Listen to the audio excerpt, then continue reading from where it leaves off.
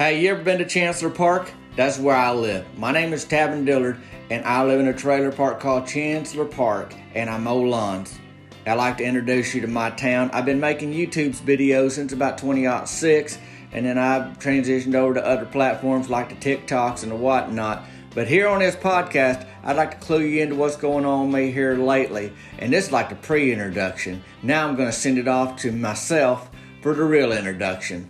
I'm glad you joined me. Bink, bink. Well, welcome to the Tavin Dillard podcast. This is season 1, episode 10. We in double digits now. We like the big kids. Hey, we 10. My name's Tavin Dillard. I mow lawns. I live in Chancellor Park. This here's a podcast, which is like a radio show, best I can tell. It's for your ears. And Gobble Gobble. If you listening to this the week it was aired, we in Thanksgiving week, y'all guys. A lot to be thankful for, ain't it? We got a softball season we heavy into now. Bud's Burger Shed. While I'm thinking about it at the beginning of this, I'll just let you know that in the show notes of this podcast today, if you want to get a hold of any Bud's Burger Shed gear, you know, that's the team I'm on. And that's the burger sheds in town. It's a good place to eat too. But we got Burger Shed hats. We got our uniforms, which are Burger Shed shirts. But we got two. There's two shirts in there. You'll see if you click that link. One is just a team shirt, just regular Bud's Burger Shed logo. Then there's our team Burger Shed 2021. And on the back is our roster. You'll see Tavin Dillard on the back, right fielder. And so if you want the team shirt, that's available at the merchandise store. Anyways, that link to any of the Burger Shed gear. Got hoodies now for the cooler weather with the hoodie and a little pocket in front you can put your hands in. It says Burger Shed on the front. Anyways, any of that stuff, just click on the link in the show notes, but make sure you use that discount code I'm giving you in them show notes to get 10% off anything you do there. And another thing been going on, and if you listen to this on Tuesday when it first aired, then you got one more day, the Wednesday before Thanksgiving. There's pre-orders for my 2022 calendars. You know, if you need to keep track of when your softball practice is, or when your kiddo's gymnastic somersault session is, or any of that kind of thing, you know, grandpappy's birthday, all of that stuff, you can pencil in on a 2022 calendar. So those are pre-ordered, which means they like really discounted till the day before Thanksgiving, the Wednesday before Thanksgiving. So it's one more day when this airs, and it's like 33% off. So we're getting them pre-ordered because that way you know how many to print. I ain't about to get stuck with, 3 boxes of 2022 calendars like Meemaw did in the 80s when she did those bonnets for squirrels. I mean, people think they got good ideas, but Meemaw thought it was a great idea, but them squirrels, they did not. She didn't ask her customer base, because not one squirrel liked a bonnet tied around their head. And so she got a lot, though. If you know anybody that needs bonnets for squirrels, Meemaw could probably cut you a good deal at this point. But if you are just joining us, let me invite you to go back to episode 1, start there. Boy, we on episode 10 now, y'all guys, is what I'm saying. So there's a lot to catch up to. We'll wait for you here if you want to check that stuff out. What has happened is I started walking y'all through my softball season in town. Like I said, I play for Bud's Burger Shed. We on what you might call a tear. If you spent much around athletes, sports teams, you know that a tear means, well, you playing pretty good, and you playing pretty good pretty often. It ain't just like you had a good game, but I mean you working through the schedule, and them games you playing on the schedule, you playing them games well, and at the end of the day, you winning them games, and then you on a tear. Well, we done won our 3rd game last week, which makes us 3-4-1. 3 is the wins. We won 3 games. Last week was the 3rd win. 4 is the losses. We done lost 4 games. 1 is the ties. That's when you don't score more than them, but they don't score more than you. So we 3-4-1. We came out on the winning side last week, but I tell you, the big loser was Brody Childress' sister-in-law, who had a Dodge Neon she was wanting to sell. Brody had it out on the parking lot before the game under the street light, taking pictures so he could sell it. And it's right outside the outfield wall out there. So, people hit dingers out there. and he's under there because the lighting's pretty good out there, and he wanted to get pictures, because then he could help sell his sister-in-law's car. I don't know if he's just doing it as a favor or he's gonna get some commission, but he's doing that. And our team's playing with 2 outfielders because Brody treats adult softball as the thing he does if nothing more important comes up. And apparently selling his sister-in-law's Dodge Neon was his priority. Now, I don't know if you call that ironic when he's missing his softball game to park a Dodge Neon and take pictures, and then that Neon's window gets shattered by softball from the game he's supposed to be playing in. But that's what happened last week. I can tell you right now, if Brody was playing, he would not have drove that Neon to the field. He got a Suzuki Sidekick, and he don't ever park it on the other side of the outfield wall. It's just for the lighting. That's the only reason there, like I said tonight, so he could get the perfect pictures. Anyway, I ain't checked this week to see if he ever did get that thing sold, but I know he had to mark it down a little bit, or a lot of bit, because you can't see out that back windshield. It didn't shatter like glass, little pieces of glass everywhere. It spider-webbed it. You know what I'm saying? He's spider-webbed it, and it all over that back window. So you're trying to see what's behind you, but you can't see out that window. You're going to have to crane your neck, look out like a big old lake water crane and like reach your head around the window, if you got it rolled down or whatever, or check your mirrors on the sides. I mean, that's the best way you can do. I mean, that Dodge Neon ain't got no backup camera. I can tell you that right now. So you ain't going to see back out of the way unless you got somebody looking for you. You can see at them side view mirrors. Anyway, we got bigger fish to fry, as they say. This week we went to Phil's Pilling pretty good. Why wouldn't we? We won 3 games now. Not to mention there ain't been no accident at the concession stand for 2 weeks now. That thing has been burned, been replaced, painted. And I think Maribel Tucker, she got a pretty good idea now just to stick to the basic snacks and not try s'mores and hot dinner rolls that are softer than a baby angel's leg, nothing like that. Well, tonight, Chlorine Phillips' son, Gilbert, was in town, and apparently they allowing walk-ons in the adult softball league now because he went to some college up in the Ozarks, some junior college, and he's a backup catcher there, so he's got some experience on the fields and at the plate. But the thing is, what he's really known for is that he beat up an adult bull moose. I mean, as the story goes, it wasn't just eye-to-eye, head-to-head, toe-to-toe kind of thing, but they went at it for upwards of 3 minutes. You ever seen an adult bull moose? Buddy, they ain't tiny. I have a hard time imagining leaning into one of them. Like, what you gonna do, huh? Like you really stepping up to an adult bull moose. So I don't know what got Gilbert so fired up, but that's the story. And anyhow, they went at it for a few minutes, and that bull moose ended up turning and running. Gilbert backed that thing down one way or another. I know that much. I'm not sure exactly how. So he's on the other team. Imagine if you will. And he stepped into the batter's box, and Mort Dwidell, who's our pitcher, and he's just shaking his head like he ain't going to do this. He ain't going to pitch to Gilbert, is what it seemed like. Well, the ump, he do that little finger swirl in the air, like, let's play ball. Come on. Let's do this thing kind of thing. We got a game to play. And Mort shakes his head at the ump and hollers, I ain't playing. He's a pro, and he beat up an adult bull moose. Well, then Mort drops the ball right there on the pitcher's mound. Couldn't believe it. He's really doing this. So I go ahead and switch positions with him. I get in there trying to find the strike zone. Now, I can relate to strike zones because there's a lawn mowing, man. There's places in town that I know are like strategic for lawn mowing, which is what I do. But also, there's an area where there's a little bit of danger. You don't exactly know what you're going to get in that zone in town. Somebody may try to corner you and talk to you for 30 minutes longer than you need to because you got other work to get to. They may yell at you. They just may be a little ornery, whatever kind of thing. But I don't get paid to play softball. I get paid to manage, them lawns, even them strike zone areas for the lawns. And anyways, it showed when I got on the mound that I ain't getting no money to play no softball tonight. In town, I consider Millie Rick's house a strike zone because I don't never know what I'm going to get thrown at my way by her house. This past week, I was just riding my bike by there. I didn't need to do her lawn that day, nothing like that. I was just in the neighborhood kind of thing, heading to my place. And on my bike went by and she just hollered at me, pimento cheese and white bread. That's what she yelled at me. And I heard what she said, but I did not know what to do about it. You know what I mean? Like, them words are words I heard. Like, she spoke a language I understand. It wasn't like I don't know what none of those words mean. I just don't know why she said it then. Like, why you gonna holler that at somebody? Pimento cheese and white bread, right? So, like I said, I was riding by. Well, now I'm at least slowing down because I'm at that point. It's like this critical point where I could keep driving and just ignore the whole thing, probably shoulda, or I can try to figure out if I'm going to stop and engage. She didn't ask me no question, right? She just hollered pimento cheese and white bread at me. So I got to like assess in a matter of a few seconds, how curious am I right now? How curious am I? Now, I didn't know if she was giving me like instructions for a recipe kind of thing, or telling me that what I should have for lunch, or what she's planning to eat later.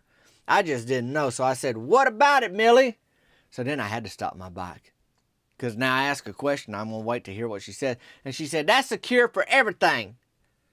Well, now I got another choice. I could have just moved on and waved and said, "Okay, have a good day, Millie." But no, I was curious like a seagull near a quarter pounder, kind of like an itch that just had to be scratched. And I call out, "What can it cure, Millie?" She said, "Oh, it can cure whooping cough, lockjaw, club feet, pneumonia, diarrhea, canker sores, cleft palate, chickenpox, strep throat, warts, procrastination, and dyslexia." Now, I'm still trying to process that list when I realize she's staring at me, waiting for some kind of response, so I knowed I could go a couple different ways at this point. Firstly, I could pose a question about any of them things Millie just claimed that pimento cheese and white bread cures. You know, like, how does pimento cheese and white bread cure canker sores exactly, Millie? Because really, even if she answered one of them things on the list, it had been, we'd have to go down that whole list. I'd have to know. Just wondering how she can even claim this stuff, you know, kind of thing. So I don't even get into it with Millie about that. Not to mention she can't barely hear. So the more I yell at her, the more she just yell back at me. And, you know, that ain't going to work so well. So I just try to back out of this strike zone. And I say, "Well, Millie, it's about lunchtime for me. I need to head on down to the burger shed." And she hollered back at me, "Pimento cheese and white bread will cure that too." Well, that was that. I was out of there, and I did not get no pimento cheese and white bread at the burger shed. Firstly, because I don't want it. And secondly, Bud don't serve it anyway. But I did get a bacon double cheeseburger, and that worked out well. Although I might try that pimento cheese and white bread soon, I have had a little trouble with procrastination lately. But back at the field, I can't find the strike zone. The ball is all over the place, and don't think my mind did not wander back to that two-hitter I throwed here recently. And by two-hitter, I mean while I was pitching, all the innings I pitched, I only gave up 2 hits. The unfortunate thing about them pitches and them 2 hits, that they was both grand slams. Now, if you know anything about the softball game, a grand slam is 4 runs. There's a fella standing at first base, one at second base, one at third base, one at home plate, and when that fella hit the home run from home plate, everybody get to run in a circle around them bases, and then 4 runs score. So if I gave up 2 grand slams, quick math is going to tell you, or slow math, depending on how fast you do your math, that 8 runs went by, and I only had 2 hits. But they were 2 hits that went over the fence when the bases was loaded. So, yes, that was on my mind a little bit when I'm staring down Chlorine Phillips' son, Gilbert. So I admit I'm a little intimidated by him standing in that batter's box. He's wagging that bat above his head. And then running under the bleachers out of my periphery is Jalapeno. That's what Cheryl Grubbs named her new dog. That thing made a mess in town here recently, and I started hoping it don't get into no trouble in the middle of our game. You know, I got enough to think about and worry about a loose dog that I don't know if it bites. It's just a new dog, so you don't really know it yet. You don't know what it's going to do. But anyway, Cheryl and her husband, they live on 3 acres, and she decided to take that dog into town here recently and run errands. Now, I ain't no dog whisperer, nothing like that. I ain't got a dog as a pet, but I'm pretty sure that dog would rather be out on them 3 acres instead of the back of a Chevy Cobalt running errands in town. Well, the first stop Cheryl made with Jalapeno was Maggie's Flowers. It's a flower shop in town. And that dog went in there and he peed all over the floor. Maggie handed Cheryl a mop and said, "Clean that up." So while Cheryl's over there cleaning that up, old Jalapeno eats a bouquet of flowers.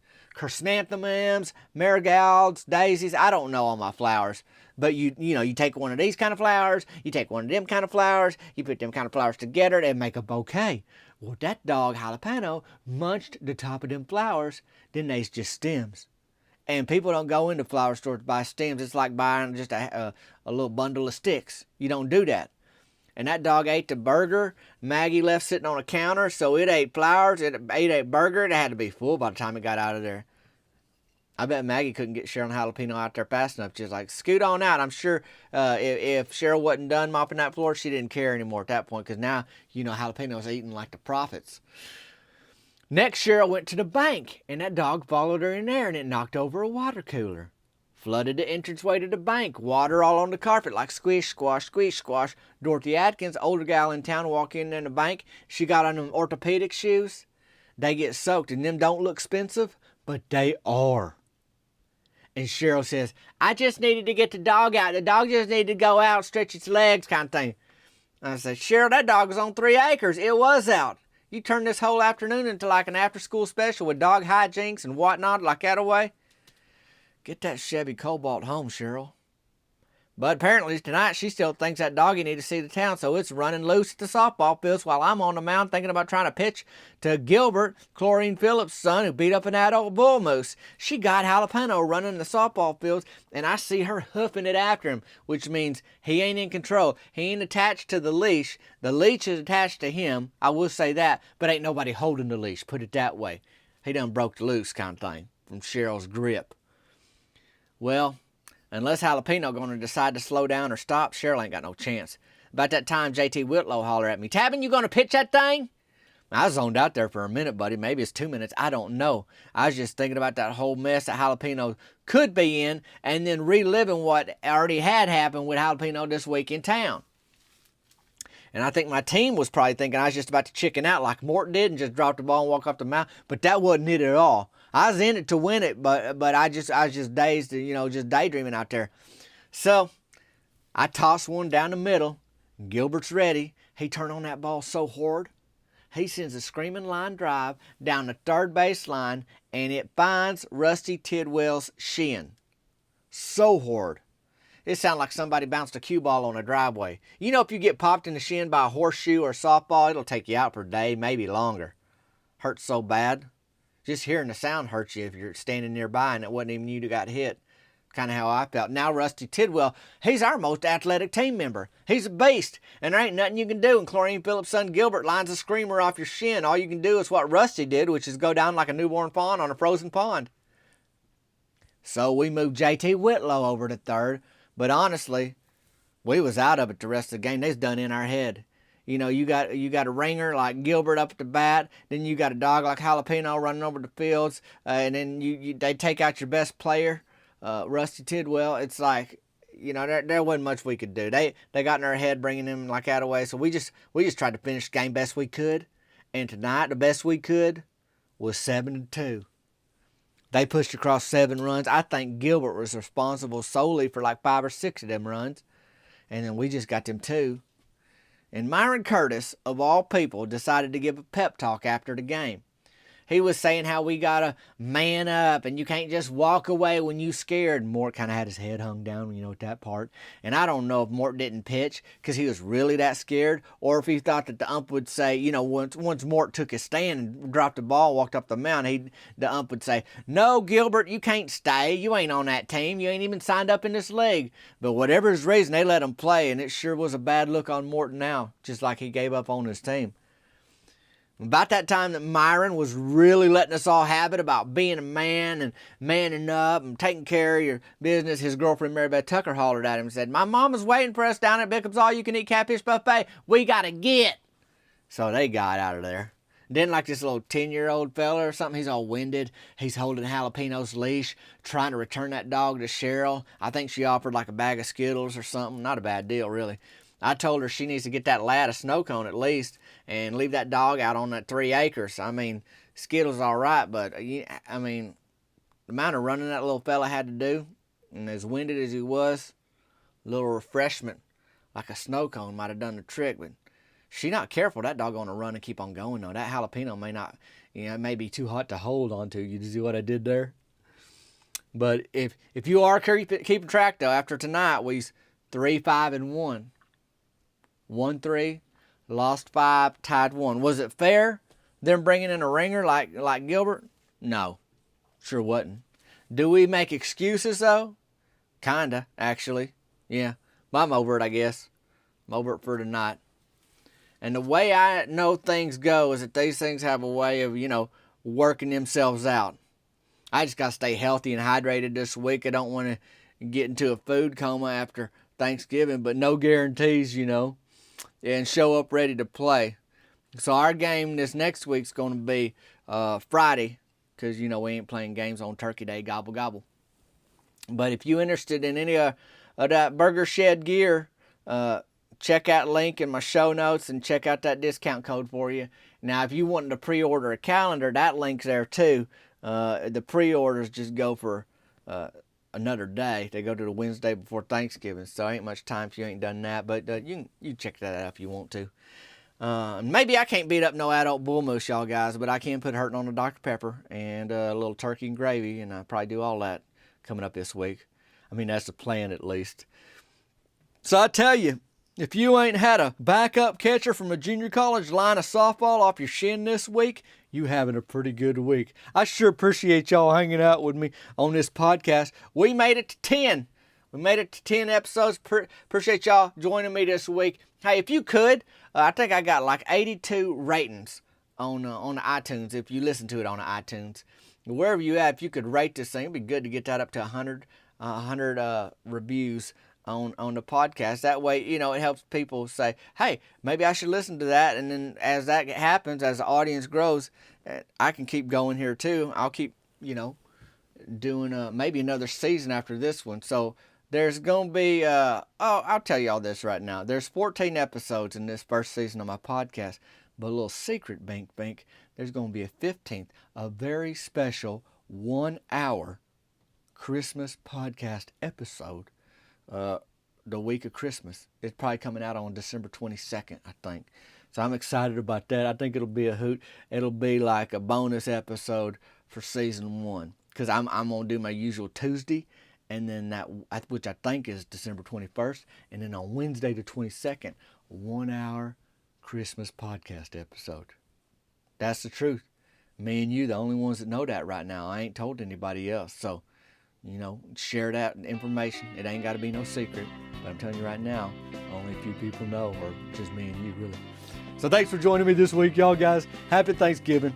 If you get a minute, get a second, you can check the links I'm leaving in the show notes, and you can also go and give this podcast a rating. Boy, I sure appreciate it. I'm keeping stretched out. We ain't going to let this season slip away from us. I tell you that right now. Appreciate you joining me. Until next time, we'll see you later.